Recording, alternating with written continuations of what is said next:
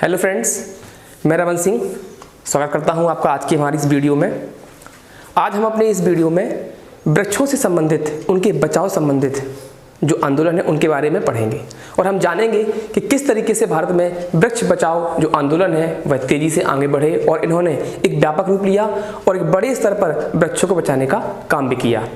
जैसे ही हम ये वृक्ष बचाओ अभियान से सब जोड़ते हैं वैसे ही हमारे दिमाग में एक टॉपिक आ जाता है तुरंत ही, वो है चिपको मूवमेंट, चिपको आंदोलन।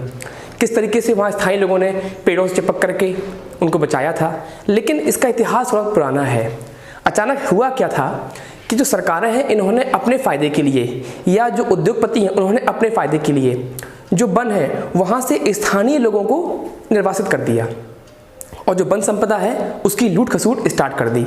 दिखाते कुछ और थे कागजों पर और काटते कितने कुछ और ज़्यादा थे। मतलब यहाँ ये था कि जो एज इट इज़ होना चाहिए था वैसा उन्होंने उसमें नहीं दिखाया। इसी बात को लेकर के जो स्थानीय लोग थे वो उग्र हो गए और उन्होंने इनको बचाने का प्रण लिया। तो हम यहाँ ये भी साथ में देखेंगे कि वो आखिर कौन से कारण थे जिसकी वजह से इन लोगों ने ऐसा किया और फिर ये मूवमेंट हमारे सामने आए, ये आंदोलन हमारे सामने आए, इनके देखने को मिले। दावेदार के तौर पे हम देखेंगे तो स्थानीय लोग किसी भी वन संपदा के सर्वप्रथम दावेदार होते हैं। वो ज़्यादा नुकसान नहीं पहुंचाते हैं, वह उनकी टहनिंग को लेंगे, उनके ब्रांचेस को लेंगे, उनकी लीव्स को लेंगे, उनके फ्लावर्स को लेंगे, उनके फ्रूट्स को लेंगे। हो सकता है तो उनकी जड़ी बूटियों को इस्तेमाल कर लें, लकड़ियाँ जलावन के लिए ले सकते हैं। ज़्यादा उन्हें अनाधुनिक कटाई से मतलब नहीं होता है, लेकिन उद्योगपति हैं उन्हें इससे कोई मतलब नहीं है। उनका केवल एक ही मकसद होता है और वो है कैसे भी करके इन रिसोर्स को ज़्यादा से ज़्यादा ओवर एक्सप्लॉइट करना, उनका शोषण करना। और जब वो एक जगह की वन संपदा को समाप्त कर देते हैं तो वह किसी दूसरी जगह पहुँच जाते हैं, फिर वहाँ भी यही काम करते हैं। इस तरीके से जो वनों की अनाधुनिक कटाई है वो जारी रहती है। तो आज हम उसी के संबंध में पढ़ेंगे और हम यहाँ देखेंगे। तो सबसे पहले हम बता दें आपको, जो पेड़ों से चिपक कर के बचाने का जो कार्यक्रम है ये सबसे पहले चिपको मूवमेंट से स्टार्ट नहीं हुआ था, बल्कि इसका इतिहास और पुराना है। हमें जाना होगा राजस्थान राज्य में। राजस्थान राज्य में जो जोधपुर है वहाँ पर खेजराली गांव में जो खेजरी ट्री थे उनको काटना शुरू किया गया। तो वहाँ पर श्री अमृता देवी बिश्नोई नाम की एक लेडी थी, उन्होंने इसको बचाया चिपक करके और उन्होंने 1731 में 350 लोगों के साथ चिपक करके उन पेड़ों के साथ अपना बलिदान दिया था। इस तरीके से ये पहली बार ऐसा देखने को आया था कि कैसे स्थानीय लोगों ने अपनी जानें दी इन पेड़ों को बचाने के लिए। बाद में ये सिस्टम आगे बढ़ा और बहुत व्यापक स्तर पर देखने को मिलता है हमें चिपको मूवमेंट, जो तत्कालीन उत्तर प्रदेश और वर्तमान उत्तराखंड राज्य से प्रारंभ हुआ। तो इसका इतिहास हम हमेशा देखेंगे, लेकिन चूंकि यहाँ से स्टार्ट हुआ था तो हम चिपको मूवमेंट को उत्तराखंड से ही याद करते हैं। लेकिन हमें यह भी ध्यान रखना होगा साथ साथ में कि इसका इतिहास थोड़ा पुराना है, 1731 में। और अमृता देवी बिश्नोई के नाम पर अमृता देवी बिश्नोई अवार्ड भी स्टार्ट किया गया है। ये उन लोगों के लिए है जो वृक्षों को बचाने का काम करते हैं, पर्यावरण के संरक्षण में काम करते हैं, उनके लिए अवार्ड दिया जाता है। तो आइए सबसे पहले वही देखते हैं। तो एग्जाम में चूंकि पूछते हैं अमृता देवी बिश्नोई वाला तो हम देख लेते हैं। तो वो इसका जो मूवमेंट था तो उसका तो सीधा है खेजरी वृक्षों को बचाने का। तो ये स्थान कौन सा है? राजस्थान में, या नोट कर लीजिए आप लोग, राजस्थान ये राज्य हो गया। जोधपुर के खेजराली गांव, खेजराली गांव, और जो वृक्ष थे जिन्हें बचाने का काम किया गया था वो थे आपके खेजरी वृक्ष। तो खेजरी वृक्षों को बचाने का काम किया गया था, तो इसे खेजरी ट्री सेव मूवमेंट भी कहा जाता है। और इसकी जो प्रेरणा थी वो थी श्री अमृता देवी बिश्नोई। तो श्रीमती अमृता देवी बिश्नोई, इन्होंने क्या किया था, 350 लोगों के साथ मिलकर के अपने आप को बलिदान कर दिया था। और ये समय जो था वो सन 1731। ठीक है, तो एग्जाम में पूछ सकते हैं अमृता देवी बिश्नोई का संबंध है। अगर राज्य होंगे तो आप राजस्थान में टिक करेंगे, और अगर गांव होगा तो आप करेंगे खेजराली गांव। गांव का नाम है यहाँ पर खेजराली। ठीक है, खेजराली। या वो पूछेंगे अमृता देवी बिश्नोई का संबंध है किससे, तो वो वृक्ष का नाम होगा, तो वहां पर आप कर सकते हैं खेजरी ट्री। ठीक है, खेजरी वृक्ष। तो इस तरीके से आता है, ये बहुत मोस्ट इंपॉर्टेंट है, आ ही जाता है। कभी कभी ये भी पूछ देते हैं श्रीमती या श्री अमृता देवी बिश्नोई नाम का जो अवार्ड है वह किस क्षेत्र में देते हैं, तो पर्यावरण संरक्षण या वृक्ष बचाओ आंदोलन के लिए दिया जाता है। तो इस तरीके से ऐसे ये पूछ सकते हैं, तो ये इंपॉर्टेंट है। चलिए अब आइए हम देखते हैं, असली हमारा टॉपिक आज का है वो है चिपको मूवमेंट। चिपको आंदोलन उस समय के उत्तर प्रदेश और वर्तमान उत्तराखंड राज्य से प्रारंभ हुआ था, ये याद ध्यान रखना। और हुआ यूँ था कि स्थानीय लोगों ने क्या किया, स्थानीय लोगों ने वृक्षों से चिपक करके उन्हें बचाया, इसी वजह से उसका नाम रखा गया चिपको। यानी कि लोग बाग वहाँ वृक्षों से चिपक जाते थे और जो कटर्स आते थे, वुड कटर्स, उनको वो रोक देते थे। और जब वो सामने दिखते थे कि भाई पेड़ों के सामने लोग बाग हैं, खड़े हुए हैं, उन्हें आलिंगन किए हैं, तो चिपके हुए हैं, तो वो इस डर से पेड़ों को नहीं काटते थे ताकि कहीं मानव समुदाय भी ना कट जाए या ना मरे। तो इस तरीके से आखिरकार वो लौट गए और लोगों की यहाँ पर जीत होती है और चिपको मूवमेंट बहुत सफल हुआ। चिपको मूवमेंट न केवल कि उत्तराखंड, न केवल भारत, बल्कि अंतर्राष्ट्रीय स्तर पर हिट एक ऐसा वृक्ष बचाओ आंदोलन है जिससे कई देश, दुनिया के देशों ने प्रेरणा ली और उन्होंने अपने यहाँ पे स्टार्ट भी किया। श्री सुंदरलाल बहुगुणा ने इसको बहुआयाम स्तर प्रदान किया था, जिसकी वजह से इतना व्यापक हो सका, इतना महान हो सका, इतना प्रसिद्ध हो सका। ठीक है, तो आज चलिए हम उसी के बारे में देखेंगे।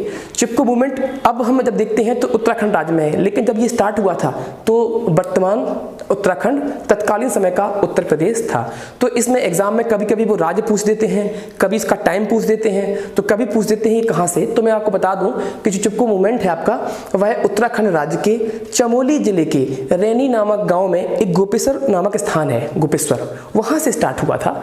और एक विधवा लेडी थी जिसका नाम था गौरा देवी, उसने इसको शुरू किया था। बाद में प्रणेता के रूप में श्री सुंदरलाल बहुगुणा का नाम इसमें बहुत फेमस हो गया। तो इन्होंने तो बड़ा उसको उच्च स्तर प्रदान किया था, लेकिन गौरा देवी का इसमें अमूल्य योगदान है जिसकी कोई कीमत चुकाना आसान नहीं है।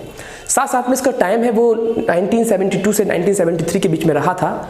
और मैं आपको बता दूं कि 1972 में वन जीव संरक्षण अधिनियम आया था, जिसके एक साल बाद यानी कि 1973 में प्रोजेक्ट टाइगर लॉन्च किया गया था। ठीक है, तो यहाँ पर नाम पूछेंगे गांव का, स्थान पूछेंगे या संबंधित व्यक्ति को पूछेंगे।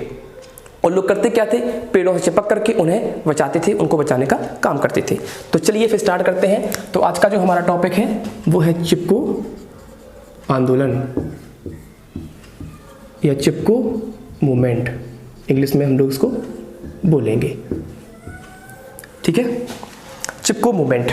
अब इसमें हमें देखना क्या है कि लोग बाग कहाँ चिपकेंगे, वृक्षों से, और उनको बचाएंगे। तो अब ये तो कॉमन सी थीम है, सबको पता है, लेकिन यहाँ पर जो पूछेंगे वो स्थान पूछते हैं या नाम पूछते हैं वगैरह वगैरह। तो सबसे पहले यहाँ पर इसका देखेंगे उद्देश्य क्या था, इसका उद्देश्य क्या था। तो उद्देश्य इनका था वृक्षों को बचाना। तो उद्देश्य क्या है, वृक्षों को बचाना। ऐसा एग्जाम में पूछ सकते हैं, तो आप समझ जाएंगे कि वृक्ष संरक्षण के लिए यह मूवमेंट, यह आंदोलन प्रारंभ किया गया था।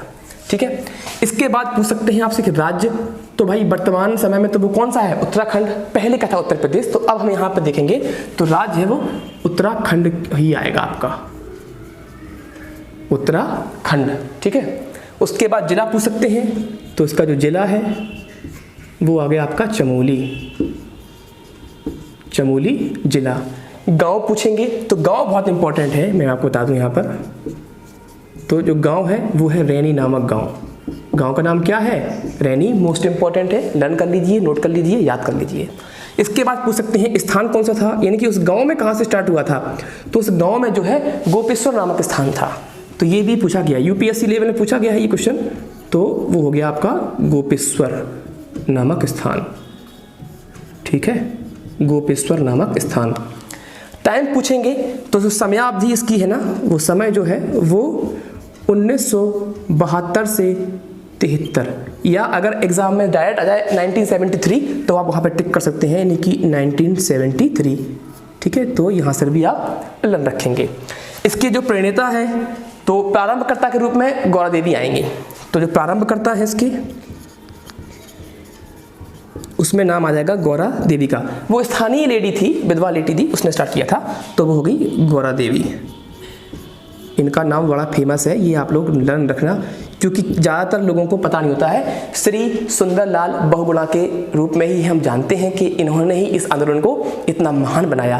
मैं मानता हूं कि उन्होंने राष्ट्रीय और अंतर्राष्ट्रीय लेवल तक उसको लेकर गए।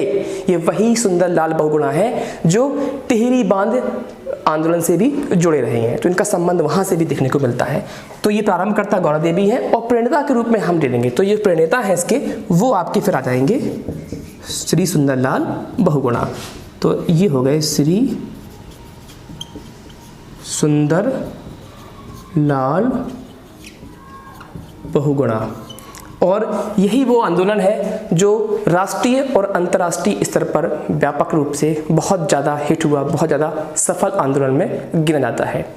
और जो वुडकटर थे, जो ठेकेदार थे लकड़ी काटने वाले, उनकी हार हुई और वापस चले जाते हैं। यानी कि हम देखते हैं ये एक प्रकार से अहिंसावादी आंदोलन था। लोगों ने हिंसा बिल्कुल नहीं की, वह गए और पेड़ों को आलिंगन किया, उनको अपनी बाहों में भर लिया, चिपक गए उनसे और साहब कहा कि तुम्हें काटना है तो काटो पेड़, साथ में आप हमें भी काट डालो, कोई दिक्कत नहीं। लेकिन उन्होंने इसका बस इस तरीके से विरोध किया था, ना कि उन्होंने अपने हाथ में कोई बंदूक या हथियार उठाए थे। तो खुद ही व खुद जो ठेकेदार थे वो डर के और भाग गए वहाँ से, और इस तरीके से एक सफल मूवमेंट जो है हमें देखने को मिलता है। तो उद्देश्य इसका ये है वृक्षों को बचाना। और कारण क्या था? अनाधुंध वृक्षों की कटाई। होता क्या था, सरकारों के माध्यम से ये जो ठेकेदार हैं लकड़ी काटने वाले, ये ऐसे अधिकार हासिल कर लेते थे कि ये ज़्यादा से ज़्यादा लकड़ी काटते थे, चाहिए जितने हैं उससे ज़्यादा काटते थे अपने फ़ायदे के लिए। और जो स्थानीय लोग हैं उन्हें निर्वासित करते थे। और जब जब वनों से स्थानीय लोगों के अधिकारों को अलग किया गया है, तब तब ऐसे आंदोलन देखने को मिले हैं। अगर आप भारतीय राष्ट्रीय आंदोलन में जाकर देखेंगे तो आप देखते हैं कि जो जनजातीय विद्रोह हैं जो ब्रिटिश गवर्नमेंट के साथ हुए थे, उनका कारण भी कहीं ना कहीं फॉरेस्ट और उन फॉरेस्ट से उनको अलग करना ही था। किस तरीके से ब्रिटिश गवर्नमेंट ने उन्होंने जो ट्राइब्स थे, जो आदिवासी थे, उन्हें जंगलों से, वनों से निर्वासित किया था, और उसके बाद जो है उन्होंने पूरी उस वन संपदा को लूटना चाहा। तो तब भी ऐसे मूवमेंट देखने को मिले थे। तो वो मूवमेंट भी हम साथ में देखेंगे अगर हम जब पढ़ेंगे आधुनिक भारत का इतिहास। लेकिन अभी हाल फिलहाल में हम यहाँ चूंकि टॉपिक पढ़ रहे हैं जो कि बड़ा इंपॉर्टेंट है, तो यहाँ देख लेते हैं। तो इस तरीके से ये आपका क्या हुआ, चिपको मूवमेंट, ठीक है।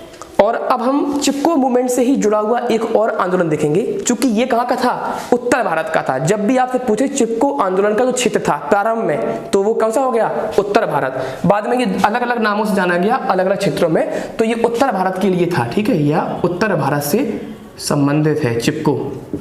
और जब हम जाते हैं दक्षिण भारत में, तब यही चिपको आंदोलन एपिक्को आंदोलन के रूप में भी जाना जाता है। एपिक्को एक्चुअल क्या है, एक कन्नड़ भाषा का शब्द है जिसका मतलब होता है चिपकना। तो यहाँ पर तो भाई हिंदी भाषा में डायरेक्ट हो गया चिपकना, चिपको।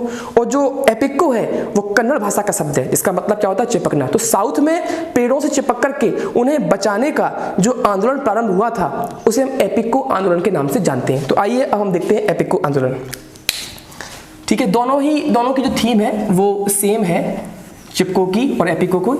दोनों में ही एक ही काम होगा, पेड़ों से चिपक करके उन्हें बचाया जाएगा, लेकिन उनका जो स्थान क्षेत्र है वो अलग अलग है, जो समयावधि है वो अलग अलग है, और इनकी जो प्रारंभकर्ता जो प्रणेता है वो अलग अलग है।